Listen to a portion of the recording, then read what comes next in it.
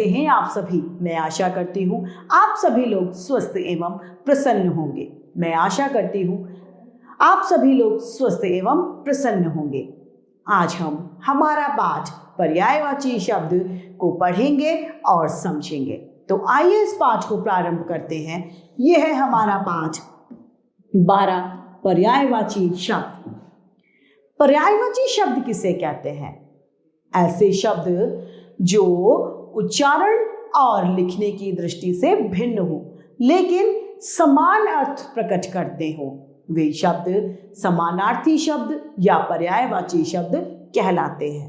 यानी जो एक जैसा अर्थ देते हो, एक समान अर्थ प्राप्त होता हो, वे पर्यायवाची शब्द कहलाते हैं। जैसे कि सूर्य, सूर्य को हम सूरज भी कहते हैं, रवि भी कहते हैं, सूर्य भी कहते हैं।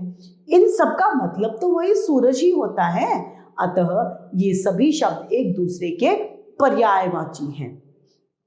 यहां पर कमल, कमल को पंकज भी कहते हैं और जलज भी कहते हैं। अतः ये दोनों शब्द कमल के पर्यायवाची शब्द हैं। आंख, नेत्र भी कहते हैं, लोचन भी कहते हैं, चक्षु भी कहते हैं, नयन भी कहते हैं। तो ये सभी शब्द आंख के पर्यायवाची शब्द हैं। बादल, बादल को मेघ भी कहते हैं और घन भी कहते हैं। तो ये दोनों शब्द बादल के पर्यायवाची शब्द हैं।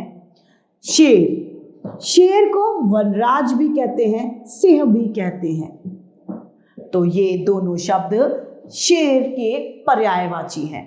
अब हम देखेंगे कि ये शब्द जो हैं ये लिखने और बोलने में भिन्न हैं लेकिन अर्थ एक ही दे रहे हैं। अतः ये शब्द समान अर्थ प्रकट करते हैं। ये समानार्थी या पर्यायवाची शब्द कहलाते हैं। आपने देखा कि ऊपर दिए चित्रों के दो नाम हैं। हम इन्हें दोनों नामों से जान सकते हैं। जैसे कमल को पंकज जलज, आंख को नेत्र नयन, बादल को मेघ घन और शेर को वनराज सिंह भी कह सकते हैं। ये शब्द एक दूसरे के पर्यायवाची शब्द हैं। अतः यह कहा जा सकता है कि जो शब्द समान अर्थ प्रकट करते हैं वे पर्यायवाची शब्द कहलाते हैं। आइए कुछ और पर्यायवाची शब्दों को हम पढ़ते हैं। रात, रात को रात्रि, रजनी, निशा कहा जाता है।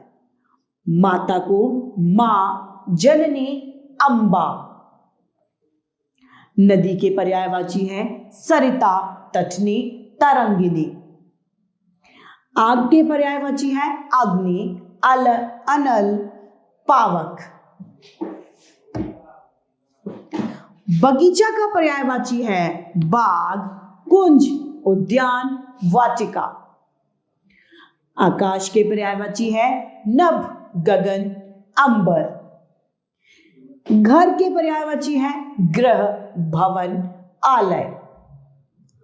चंद्रमा के पर्यायवाची हैं शशि, राकेश, चांद।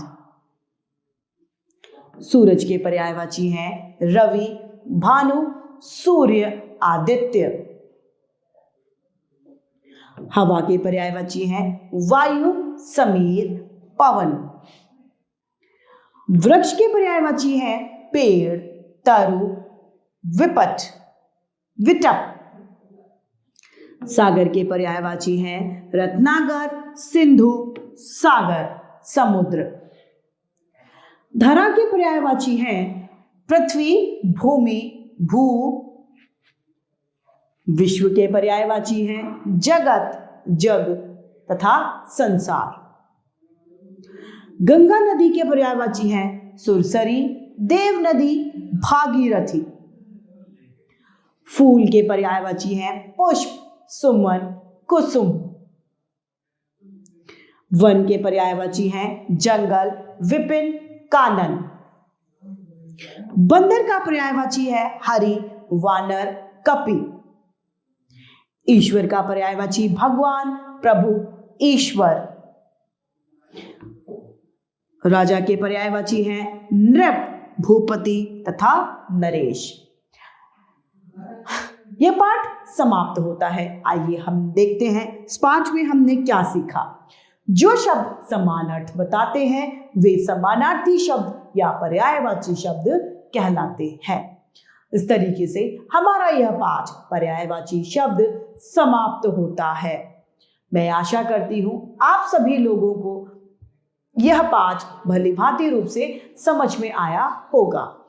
आज के लिए इतना ही, फिर मिलते हैं। धन्यवाद।